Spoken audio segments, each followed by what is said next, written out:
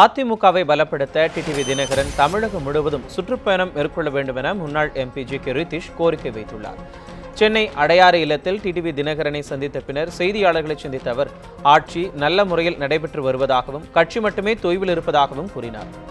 அதிமுகவில் தலைமை இல்லாமல் தொண்டர்கள் இருப்பதாகவும் டிடிவி தினகரன் தமிழ்நாடு முழுவதும் சுற்றுப்பயணம் மேற்கொள்ள வேண்டும் என ஒவ்வொரு தொண்டரும் ஆசைப்படுவதாகவும் ஜி.கே. ரித்தீஷ் தெரிவித்திருக்கிறார். கட்சி காப்பாற்றப்படணும், கட்சியுடைய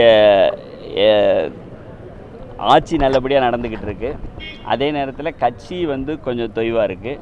கட்சி பணிகள் நடக்கணும்னா அண்ணன் தமிழ்நாடு ஃபுல்லாக டூர் வரணுங்கிறது எல்லாருடைய ஆசை. அதனால் கண்டிப்பாக அவர் வரணுங்கிறது எங்கள் எல்லாருடைய விருப்பம். அவர் தான் இனிமேல் டிசைட் பண்ணணும்.